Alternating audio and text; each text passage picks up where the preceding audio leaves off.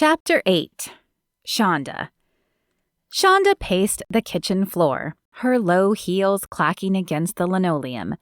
She knew she needed to tell Dante about Deacon, but how did she do that without scaring him too much? He was only 8, too young to deal with something like this. He spilled into the kitchen like the whirlwind he was on school days, and fell into the chair where she had a plate of pancakes waiting for him. "Sorry I'm late, Mom. I couldn't find matching socks." She had no doubt about that. His room always looked like a tornado went through it, with clothes and toys strewn about. And it didn't matter how many times she asked him to clean it, a few days later it was a wreck again. What she didn't understand was his need to have matching socks. Most kids his age just grabbed whatever was closest. She'd seen some when she dropped him off who sported an ankle sock on one foot and a sock that stretched to the knee on the other foot. But Dante would have none of that. His room might be a mess, but he wanted to look put together whenever he went out. It made no sense in Shonda's head, but that didn't matter. "That's okay, we've got a little time," she said, taking the chair across from him. She stared at him as she sipped her coffee. His skin was slightly darker than hers, a trait he'd gotten from his father, but his eyes were a light brown like hers, and she was fairly certain his smile mirrored her own. The cleft in his chin came from his father, too, and she had no doubt he would grow up to be as handsome as his father one day. Today, though, he was still her little boy. Too little for the conversation she was about to have with him. "Dante, do you know how we've talked about stranger danger?" He looked up at her. "Yeah, Mom, I know not to talk to strangers." "I know you do, honey, but I need you to do something for me. I need you to let me know if you see someone hanging around school, even if they don't try to talk to you. Can you do that for me?" Dante shrugged. "I guess, but why? Am I in danger?" Shonda shook her head. She definitely didn't want to plant that thought in his head, though it pounded a rhythm in hers. "No, I don't think so, but I witnessed a crime a few weeks ago. Nothing has happened, but it's a good idea to just keep an eye out. Understand?" "Yeah, Mom, I got it. I'll let you know if I see anything." "Good. One more thing. I have an old friend in town who's helping me out. You may see him at the house from time to time." There was definitely more she needed to tell him about Deacon, but not right now. One bombshell at a time was enough. "Okay." Dante seemed to be taking this all in stride, but Shonda wasn't sure if that made her feel better or worse. She didn't want this life for him. "Okay, hurry and finish. We need to get going." A few minutes later, she was loading everything into the car for work and heading for Dante's school. As she had done every day since witnessing the exchange, she scanned the area for anything amiss as she drove up to the parent drop-off. Her worst fear was that he was going to get out of her car, be halfway to the school, and then someone was going to swoop in and run off with him. That would be hard to do, as the distance between drop-off and the main entrance was only about 30 feet. Hard, but not impossible. "Remember what I said, honey, about keeping your eyes open." "I will, Mom. You know there are teachers here who get paid to do that, though, right?" She was well aware, but she also knew they had to watch so many kids at once that something could happen to one while they were focused on another. She prayed it wouldn't happen, but the possibility gnawed at her all the same. She waved as he got out of the car, and then she waited for him to get all the way inside. Horns sounded behind her, but she didn't care. Inside, he was safe. At least, that's what she told herself. Only when the door closed behind him did she pull forward and head to work. There were no police cars as she pulled into the parking lot this morning, but there was something in the air. Maybe it was just her irrational fear or the anger that the therapist had clearly done something to her, though she didn't know what or for what purpose. But as she headed toward the big glass doors, a chill ran down her spine. Instinctively, she glanced around, but no one was there. She made her way to the elevator and to the pediatric floor, but the feeling only got worse. As soon as she clocked in and found her boss waiting for her, she knew why. "HR called and they want to see you," Erin said. Erin's normally friendly face was pinched and tight. "Did they say why?" Shonda asked, afraid to hear the answer. "Something about your therapy session. I thought you were going to them." "I am. I have been." Erin's brow lifted. "Well, Amy is fired up about something. Hurry back, though. I need you today." Shonda nodded.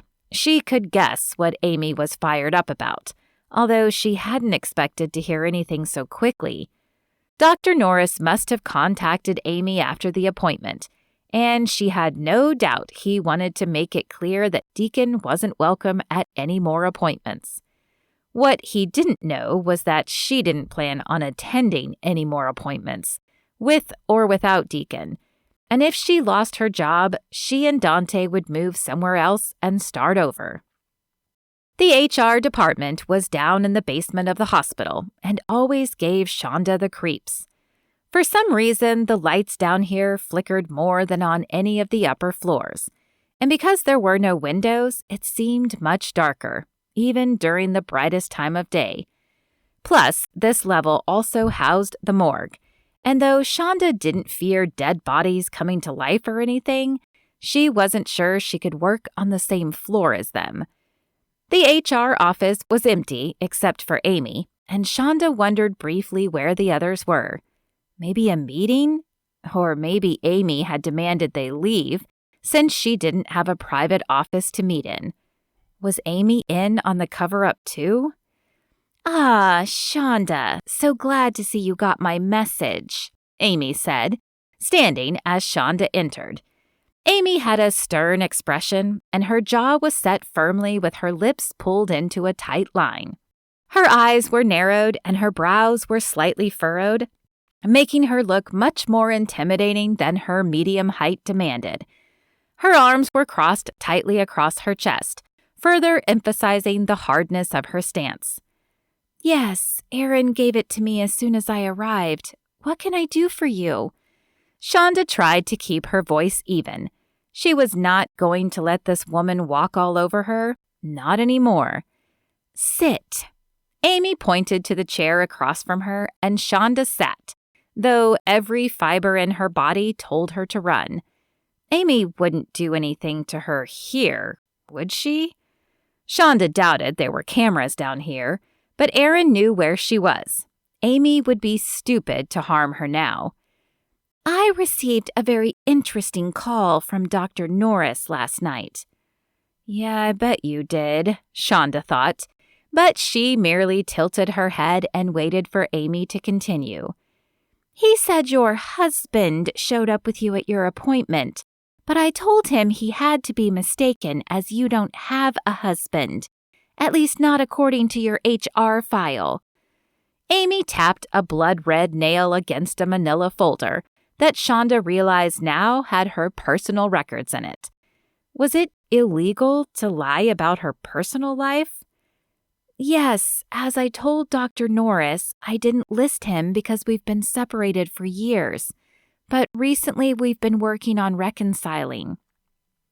It frightened her how easy the lie rolled off her lips, but she realized some of that was due to the man being Deacon who had consumed her life, and her thoughts for the better part of a decade. Amy steepled her fingers together and pursed her lips, sending a deep crevice across her forehead. Someone should really tell her that making such severe expressions invited early wrinkles.